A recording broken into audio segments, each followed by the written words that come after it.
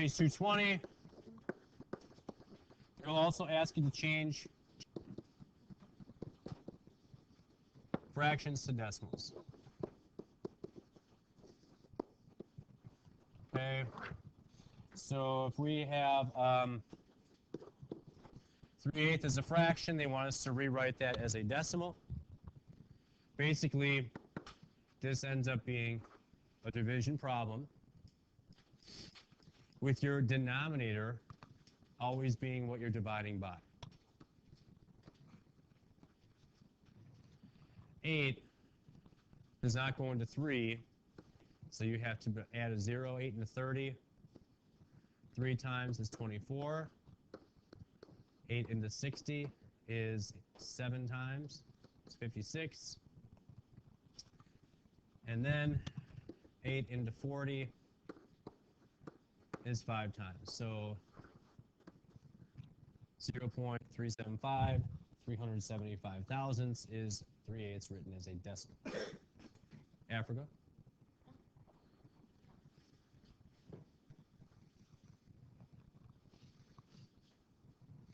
5/11.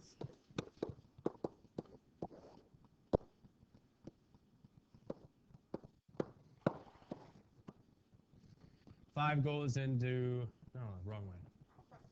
Thank you. Good catch. Didn't seem right. 11 does not go into 5, but it goes into 50 4 times. 6 left. Goes into 60 5 times. Goes into 50 4 times. Goes into 60 5 times. How would we rewrite this?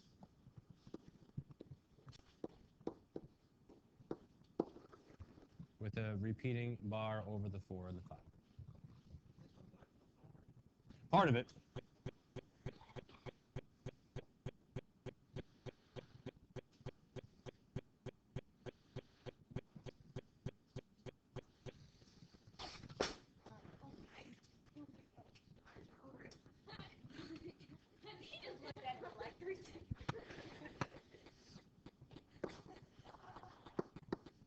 One and 9/20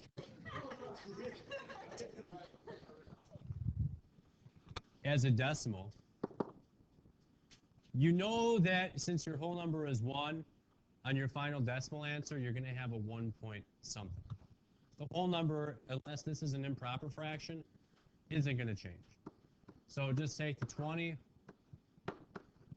and divide as such. Of course, it's not going to go into 9. So 20 into 90, 4 times. And then 20 into 100, 5. So you take the 1, combine with the 45/100ths, and your final answer. Okay, written as a decimal. Okay, now, it's old.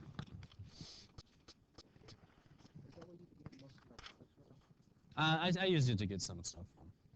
Take a look at 222. Yeah, 222.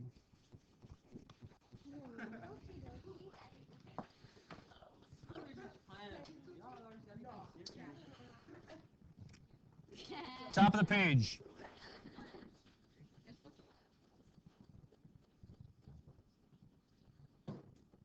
Number 1 through 4. Tell whether the number is the terminating decimal or repeating. So number 1. Terminating or repeating? Terminating.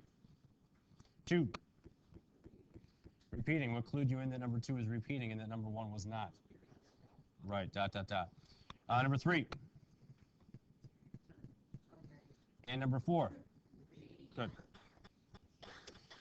Show that the number is rational by writing it as a quotient of 2 integers.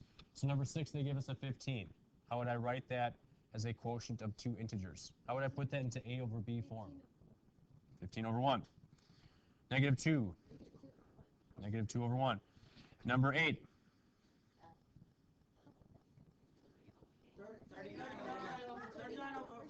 39 over 7. 9.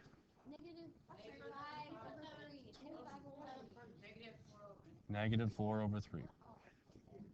Okay. Oh, and then decimals as fractions.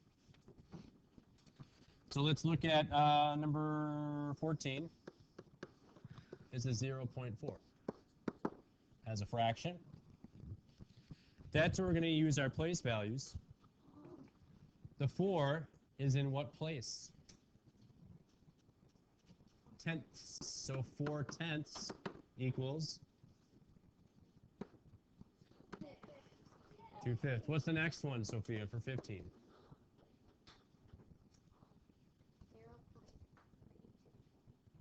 0.324. And the 4 is in what place? 3 places after 1,000, so 3 zeros in your denominator.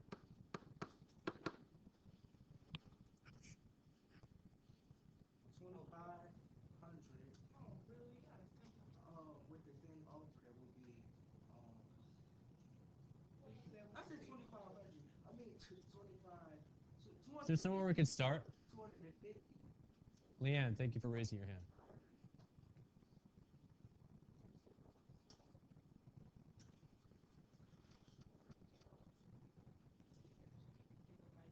Okay.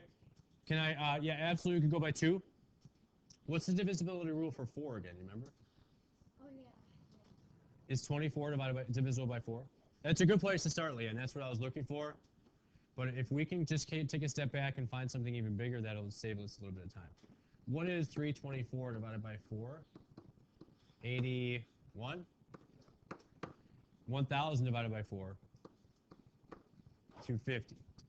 Okay? Think of what 81 is divisible by. 3. What else? 9. Also think 27. I don't know how much. I think that's 3 though, right? 3, 27. 3 times 27. I think that we've simplified it as much as we can. But remember those divisibility rules that we learned a while back? It wouldn't hurt to take a look. If, Leanne, if I would have gone your route, I would have had 162 over 500. And hopefully I'd recognize that they would still have been even, and I could have cut them in half again. Okay? But 81 over 250 is what we're looking for. 16, 78, 78 hundredths repeating. Now remember the trick. The 8 is in the hundredths place, so let's go 78 over 100. But because it's repeating, I take 1 away from the denominator. 78 over 99. Are we done? No. Divisible by what? 3. 7 plus 8, 15. 15 divisible by 3. So 33, what is 78 divided by 3?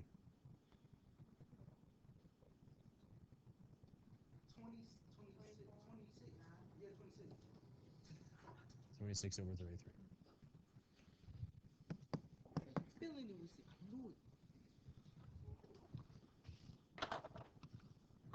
And then, you try this one. 2.6 repeating. 222, 20 to 41.